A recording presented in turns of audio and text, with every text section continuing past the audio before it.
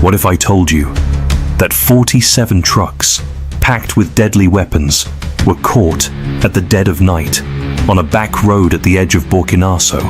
And what if those weapons were not for defense, but for something far more dangerous? Stay with us until the end, because what you're about to hear may shake your trust in everything. Subscribe now to stand with the truth and power of New Africa rising. In a massive operation led by President Ibrahim Traoré, 47 trucks, yes 47, full of weapons and military-grade ammunition, were intercepted. The amount and type of weapons seized raised only bigger, darker questions. Who exactly were these arms meant for? And who, from the shadows, was pulling the strings? The story began just 3 nights ago in the Kanchari region, right near Burkina Faso's border with Togo. At midnight, border patrol officers spotted something unusual. A convoy, long, silent, creeping along the borderline where barely anything moves at that hour. The scale of the convoy and its secretive timing triggered suspicion immediately. Captain Traoré, the local border commander, wasted no time. He raised the alarm and passed word up the chain. Intelligence reports soon followed. They claimed the convoy was transporting humanitarian supplies, but something didn't add up. Why would humanitarian aid move under the cover of night? And why would they avoid the main highway, taking back roads instead? When Traoré heard this, he didn't need more convincing. His instincts were sharp. He picked up the line to General Ibrahim Traoré, head of the Special Forces. "General," he said, "intercept that convoy, but act with care. This may not be simple smuggling." The response was swift. Helicopters lifted off. Drones took flight. An ambush was laid. The 47-truck convoy rolled forward, completely unaware of what awaited. At exactly 4 in the morning, the road ahead was blocked. The convoy halted. Panic broke out. Some drivers tried to flee, but it was already too late. The net had closed, and every single driver was captured. Then came the real shock. The first truck was opened, and what spilled out from the sacks labeled humanitarian aid made seasoned soldiers freeze. Modern automatic weapons, AK-47s, M16 rifles, hand grenades, rocket launchers, each truck an arsenal. Captain Kabori called in, stunned. "Traoré, Mr. President, you won't believe this. There's enough firepower here to arm a full battalion. This isn't a smuggling ring. Someone's preparing for war inside Burkina Faso," Traoré replied, his voice cold, firm, unwavering. "Secure everything, every bullet, every box, leave nothing, and make the drivers talk. We need names. We need motives." One of them, a man named Jean-Baptiste Compère, was the first to break. He trembled as he spoke. "They told us these were agricultural machinery parts. We were going to take them to a warehouse in Togo. From there, they would be loaded quietly onto a ship under the radar." As the interrogation deepened, the true scale of the operation slowly came to light. Most of the drivers had no idea what they were really transporting, but those who planned the routes, they were professionals, serious ones. Each of the 47 trucks had been assigned a different route.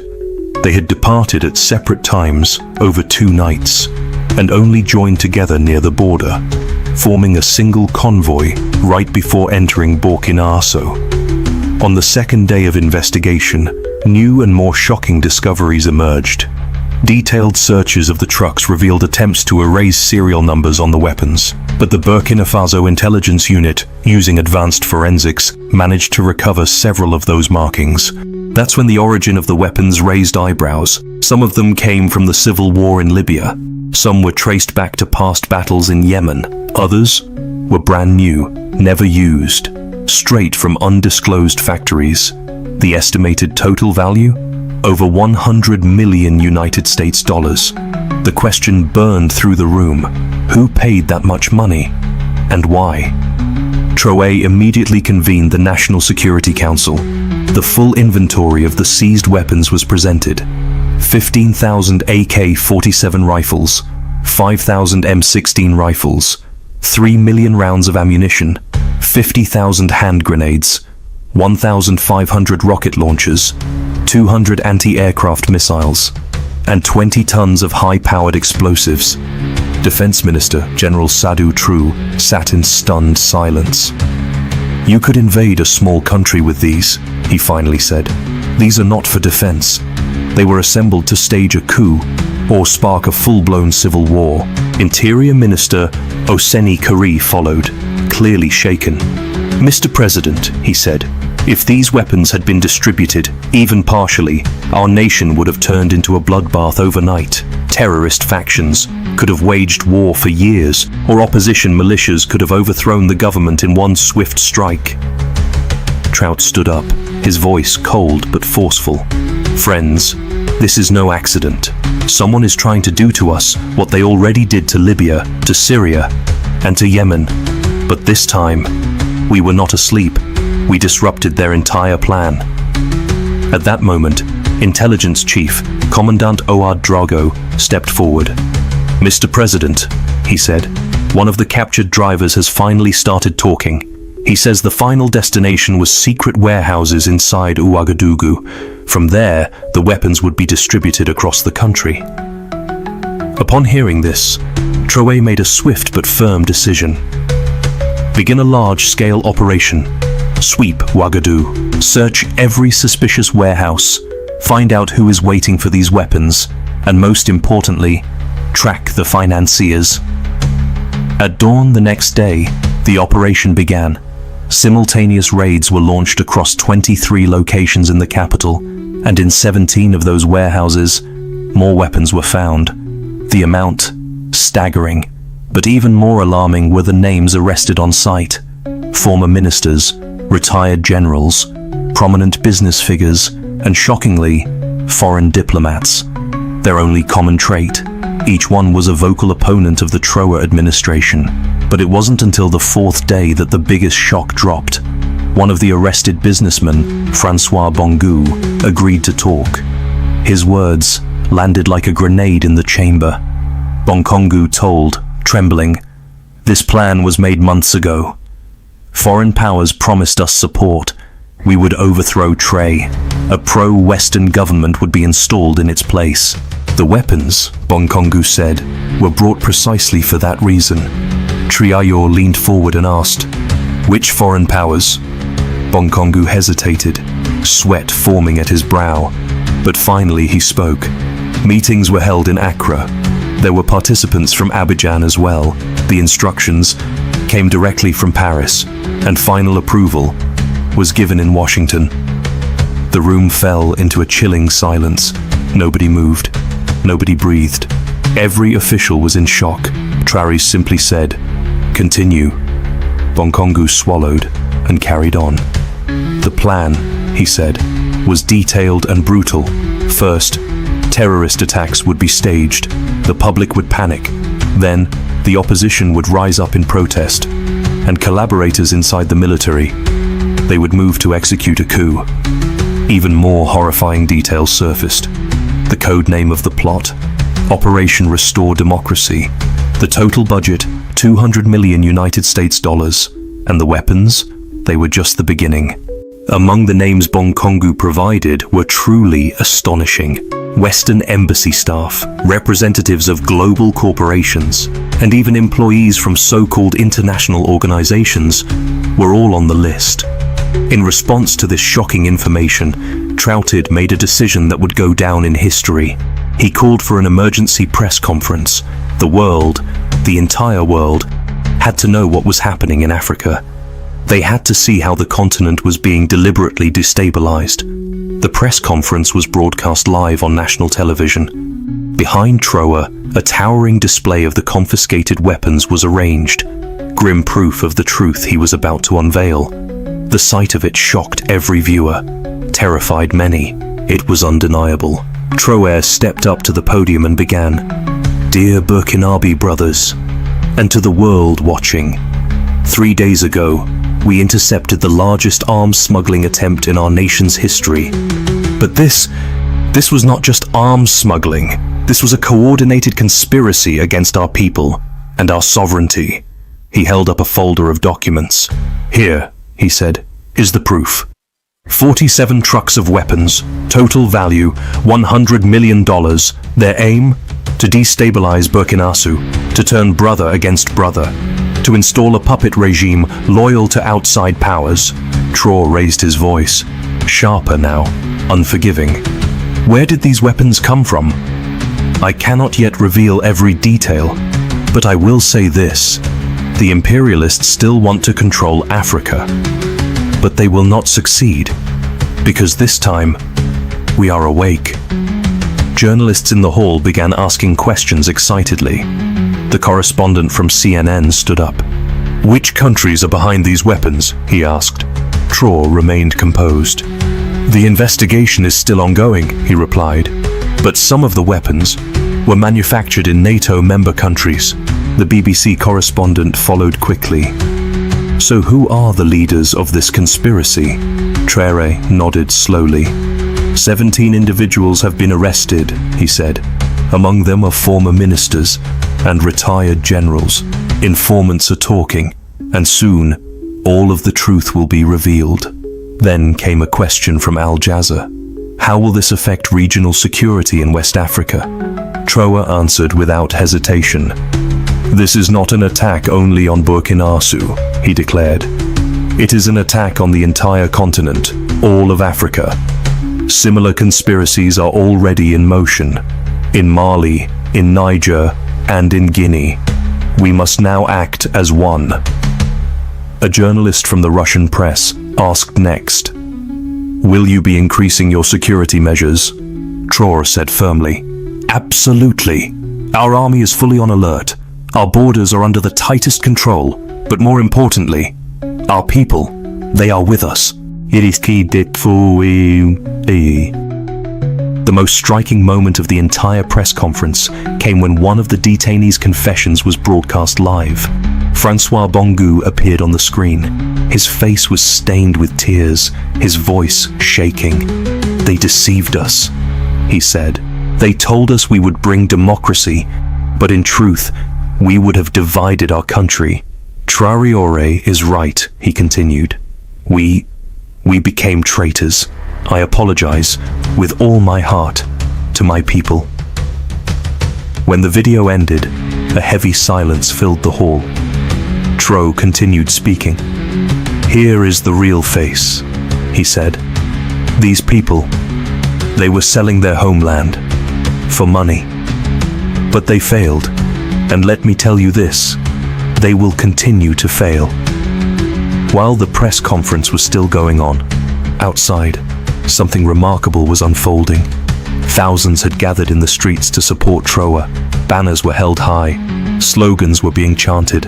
Long life Traoré. Down with imperialism. Traoré came out and addressed the people directly. My dear citizens, he said, thanks to your strength and your unwavering support, we stopped this conspiracy. Thanks to your vigilance, Burkina Faso stands safe and proud. As long as we remain united, no enemy can defeat us. Young people lit torches and marched together. Women sang the national anthem. The elderly prayed under the open sky. God protect Traoré. Protect our country. Meanwhile, messages of solidarity poured in from across the African continent. Mali's leader, Ibrahim Traoré, said, Brother Traoré is the true guardian of Africa. We too are tightening our borders. Leader Chiani said, This conspiracy is against all of us. It is time we share intelligence. Africa must take charge of her own security. Guinea's leader, Doumbouya, declared, There is no place for arms barons in Africa. Traoré's courage should be an example to all of us. Sahel leader, Bassirou Diomaye Faye sent a message of solidarity. As the African Union, we must urgently tighten the arms embargo. Our continent is not a weapons depot. Even Chad's leader, Mohamed DB, voiced his support. We must act together, he said, in the fight against terrorism. These weapons, they could have ended up in the hands of extremists. From Uganda, Museveni stated, My young brother TR did a great job. Africa can, and must, ensure its own security. From South Africa, Ramaphosa added, This event should serve as a lesson for every African nation. Arms smugglers and those who sponsor them must be exposed and punished. On the fifth day of the operation, new developments surfaced. Documents recovered from seized computers revealed just how far the conspiracy reached. It wasn't just about Burkina Faso. The entire Sahel region was targeted. The files held shocking detail. There was a separate plan for each country. In Burkina Faso, it was Traoré. In Mali, Keita. In Niger, Chiani. Each leader would be removed, each government replaced with pro-Western puppets. Then came the bombshell, the financial dimension, the total budget. $1 billion United States dollars. Investigators were already tracing the source.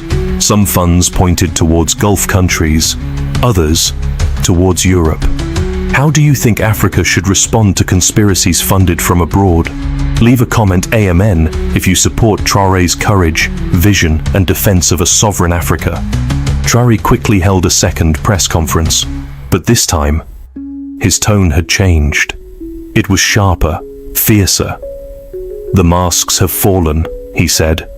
Those who wish to recolonize Africa should understand one thing. We are the grandchildren of Thomas Sankara.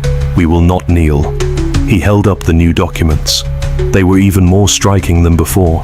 Inside was a full list of the government that would have been installed after the planned coup. Ministers had already been selected. Tasks had been divided. Even the very first executive actions had been drafted. Traoré slammed the folder shut. Look how brazen they are, he said. They divided ministries before even overthrowing us. But they forgot one thing. The people of Burkina Faso are the rightful owners of these lands. Among the newly arrested were also foreign nationals. 3 French, 2 British, 1 American. And interestingly, 2 Israelis. All of them held diplomatic passports. But they were not diplomats. Their interrogation created an immediate international crisis. The governments involved demanded the release of their citizens, but Traoré refused. Having a diplomatic passport does not give you freedom to commit crimes, he said coldly. On the 6th day, the court process officially began. The detainees were brought before the judge. The charges were severe: attempting to overthrow the state, establishing a terrorist organization, arms smuggling, and even treason. The courtroom was packed. Citizens had come to witness justice. The defendants looked broken. Some cried, some expressed regret. But it was too late. The prosecutor stood. He began to read the indictment. The evidence was overwhelming, so overwhelming that even the defense lawyers struggled to respond. Audio recordings, video footage, bank transfer receipts, signed confessions, they filled the case file. Meanwhile, international pressure mounted. Several Western countries threatened Burkina Faso with economic sanctions, but Traoré stood firm. History will judge those who threaten us, he said. Then came words of support from Russia and China. Putin's spokesman stated, "Every country has the right to secure its own safety. Traoré is leading a rightful struggle." China went further. "We will donate security equipment to Burkina Faso," they said. "We stand with them in their fight against terrorism." Turkey joined in. "Africa's security is our security. Arms smuggling is a crime against humanity." Even Iran came forward with strength. The imperialist powers must leave Africa alone. Democracy cannot be brought with bullets. Venezuela's leader, Maduro, spoke with emotion.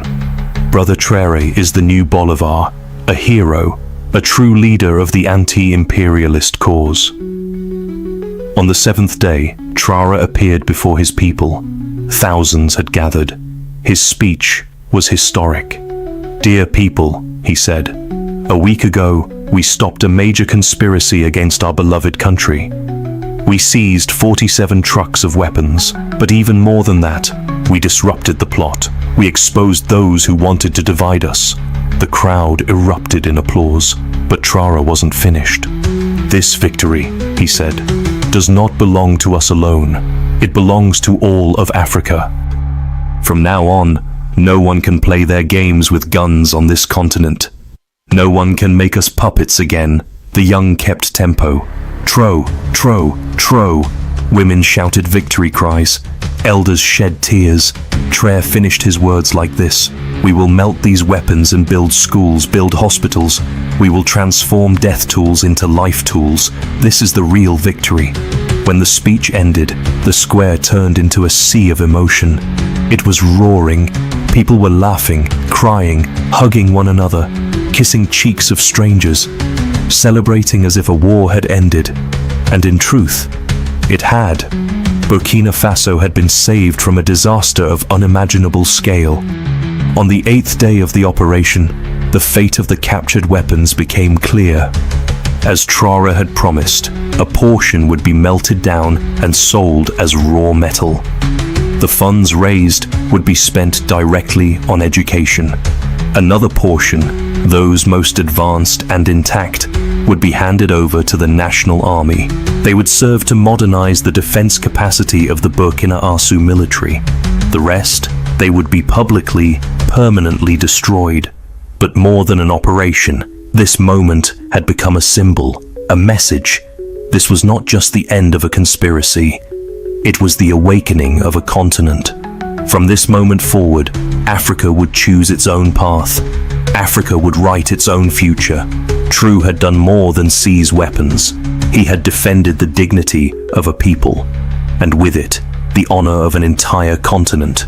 Once again, the young leader had stood eye to eye with imperialism and emerged victorious. As the ripples of the event spread beyond borders, a new era was beginning. No longer could Africa be threatened with crates of hidden rifles, because now, Africa had leaders like Traoré, and these leaders no longer walked alone. They walked with their people, side by side, from darkness to light, from fear to freedom. On the 10th day of the operation, Traoré made a surprise announcement. He organized a public gathering in the heart of Independence Square. There, some of the seized weapons were displayed openly for the first time. Tens of thousands came: citizens, elders, students, soldiers, farmers, even children. They stood in stunned silence as they looked upon the mountains of arms and ammunition. Gasps filled the air. "How could so many weapons have entered our land?" someone whispered. An old man wept. "They were going to kill our grandchildren with these," he cried. A young woman raised her voice. "If it weren't for Traoré," she shouted, "civil war would have torn us apart by now." Traoré stepped forward, his voice echoing across the square. "This," he said, "is what I wanted to show you. This was the future our enemies planned for us, but we saw it coming. We stood together, and because of that, we won." Then he made a powerful announcement. "Dear people," he said, "with the money we earn from selling this scrap metal, we will build 100 schools, we will open 50 health centers, and we will construct 1,000 kilometers of irrigation canals. Death tools will become life projects." The crowd erupted with joy. Applause thundered across the city. At that moment, a large symbolic cauldron was brought to the stage. The melting began. One by one, the weapons were dropped into the fire. Steel turned to liquid. Hate turned to purpose. From the very first melted weapon, a school bell was cast. "When our children hear this bell every morning," Traoré said with pride, "they will hear the voice of peace." International observers watched in awe. Journalists held their breath. Cameras flashed. A representative of the United Nations stepped forward and said, "This is the first time in African history weapons are being turned into symbols of peace." The African Union's special representative was moved to tears. "Traoré didn't just seize weapons," he said. "He has changed Africa's destiny, and now the whole continent will follow his example." Meanwhile, the court process continued. The defendants' confessions were revealing more terrible details every day. It was understood that the conspiracy was not limited to Burkina Faso, but was a huge plan covering all of West Africa. The root of the seized weapons was finally revealed in full. They had originated in Eastern Europe, passed through underground routes in Libya, and made their way into the Sahel under false humanitarian cover. This was not amateur work. It was carefully coordinated. Every crossing had its broker. Every permit had a price. Every silence had been bought. What emerged was not just arms trafficking. It was an international network of corruption, of violence sold for profit, of chaos funded in suits and boardrooms. Traoré did not stop at exposing it. He shared the evidence directly with Interpol, and from Geneva to Pretoria, from Abuja to Moscow, the world began to take notice. International arrest warrants were issued, bank accounts frozen. The web, one that had existed for decades, was finally cracking. And back in Burkina Faso, a decision was made. The 15th day of the operation would become a national holiday, not to celebrate war, but to remember awakening. National Awakening and Victory Day. Every year, schools would teach it, children would remember it, and future generations would be reminded, freedom is not a gift. It is defended. Peace is not promised. It is earned.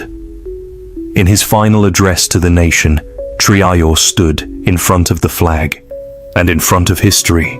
This victory, he said, is not only about seizing weapons, it is about Africa proving, finally, that we are capable of standing on our own. We can secure our borders, we can protect our people, we can determine our own future. And most of all, when we are united, no empire, no bribe, no threat can defeat us. Not with weapons, not with money, not with lies. Africa's time has come, and it had begun with the courage of a people and the resolve of a leader. Burkina Faso had become more than a nation. It had become a mirror, a spark, a warning. Other African nations watched and understood. We are only safe when we are awake. We are only free when we stop renting our sovereignty. As Traoré had once said, Africa will no longer be a depot of death, but a depot of hope, a depot of light, of dreams, of shared struggle and shared victory. And that depot would welcome the world, but not with weapons, not with bombs, not with fear. It would open its doors with love, with knowledge, with dignity. This was the miracle Traoré created, not just stopping 47 trucks of death, but awakening 47 million minds. Because in the end, the true victory was not in steel, but in spirit. And those hearts were now beating for freedom, beating for justice, beating for Africa. And perhaps, that is the question for all of us now. What kind of Africa do we choose to leave behind? One guarded by fear, or one guided by dignity? If this story touched something in you, we invite you to share your thoughts below. Your voice matters, because Africa's story is still being written. Feel free to like, subscribe, and share this with someone who still believes in hope. See you in the next story.